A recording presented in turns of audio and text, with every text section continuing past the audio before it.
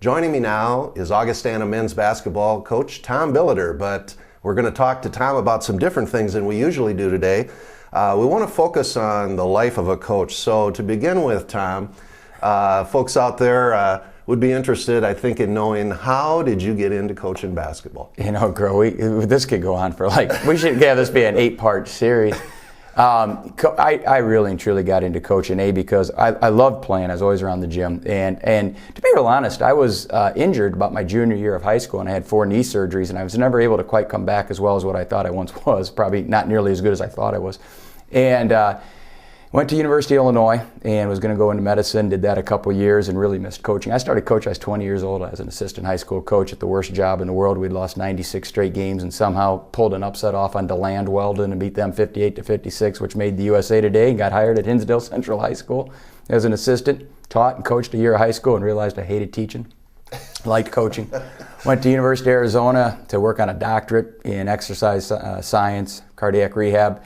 My wife and I were married about a little year and a half, and had a baby, which was stupid. Loved him to death. It was dumb, and didn't have any money. And so I started coaching with Lute Olson's summer basketball camps, working my tail off. And after a year, one August day, I'll never forget, Lute walked up to me, and now you're talking 23 years ago. Lute was 49, 50 years old, and goes, "Tom, would you like to be a part of my staff?"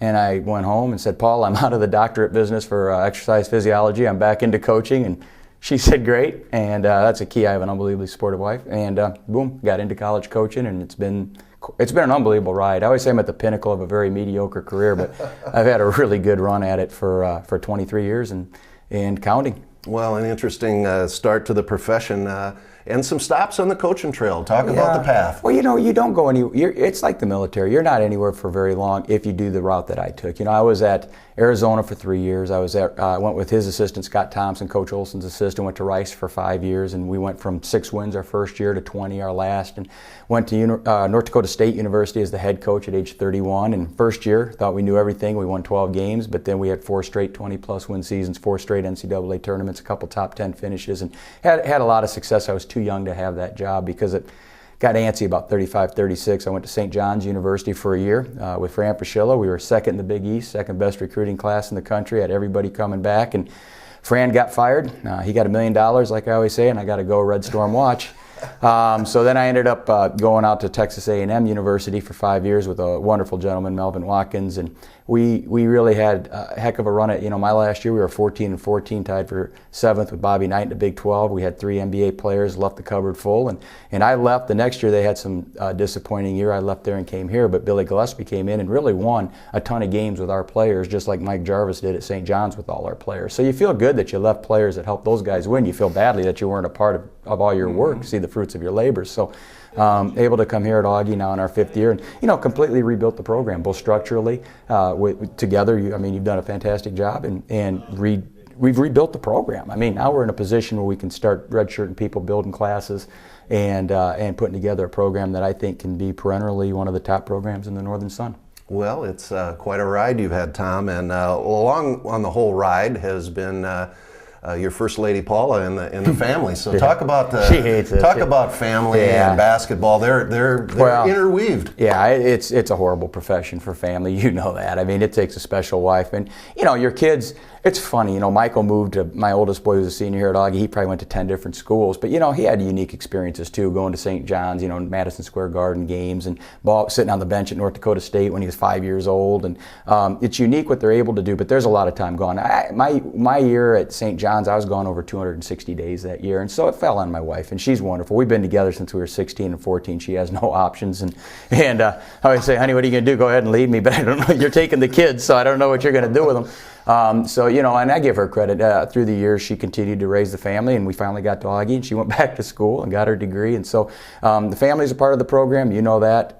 From my youngest, Brett, to Kyle, Kelsey, and Mike, and then Paul has just been the stalwart. She's the foundation of it all. So I'm blessed. I've had my mother and my wife have been wonderful women in my life. Well, you have a wonderful family, Tom, and let's move on over into life as a basketball coach. What's a typical day like for Tom Billeter as the Augie basketball coach? Well, I started this morning at 5 a.m. when the dumb dog, we just woke up.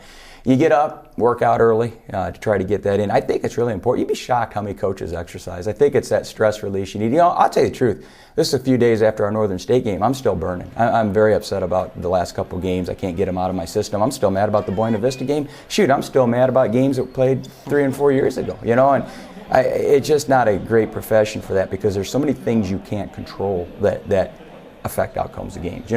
At Southwest State, they shoot 27 free throws, we shoot 7. Well, you know what? We fouled. They did too. Just things like that just burn you, and you can't get them out of your system. So typically you do it during the season 24/7. Last night I was at games till 9:30 at night watching film. Today I'll start meeting with my players at about 9:30. You got some kids to come in and watch tape. Met with 9 of them yesterday, and then practice and what have you, meeting with your staff. And then, as you well know, we do a lot of outside stuff. Speaking, I was in Yankton last week. I spoke this week here in town. I've got a Rotary Club I'm speaking to tomorrow. You do a lot of speaking. And fundraising is always a big part of it too. It's totally different. Every school I've been is different. Augie's much different than North Dakota State, which was much different than A&M, which was much different than Arizona, Rice, and St. John's. Every school is different, yet they're still the same. It's about getting quality individuals in your program, developing them as people, and winning basketball games. And that's important. All those things are important. You better graduate. This is a coach. You better have perfect kids. They better never get in trouble. They better get straight A's. You better win every game. Yeah. Other than that, it's a pretty easy job. So. Yeah. Okay, line those things up. There you go. Yeah. Well, Tom, kind of to finish up here, a real open-ended question. What do you like about coaching basketball? It's not even. I love being around the kids. It's 110% the team. I've even the kids that maybe you don't know if you've had a good relationship with, maybe playing time, a million different things. No matter what the situation, throughout a 4-year period, you develop situations with players and relationships with players where you just see them grow. And to see them now, a lot of my kids are married and have kids, and shoot, now their kids are coming to camp, and that's kind of humbling. But you really and truly get a chance to watch the players you bring into your program develop. And some have great experiences. I'm sure some have average, and maybe some don't. But I feel in my heart we've given them all 110%. And to be honest, the response has been tremendous. So it's being around the kids, being around the players. And I'll tell you the other thing, everybody loves practice. I love games. I like games, and I like offense. Everybody loves, I'm a defensive coach, I love defense. You got to have defense. I love offense, and I love games. I think they're a lot of fun. Well, you're a lot of fun too, Tom, and this has been real interesting. I'm sure for you fans out there to get a little more in-depth look at this guy and what it's like to be a coach. So thanks, Tom, and best of luck to you. Well, appreciate it, Bill.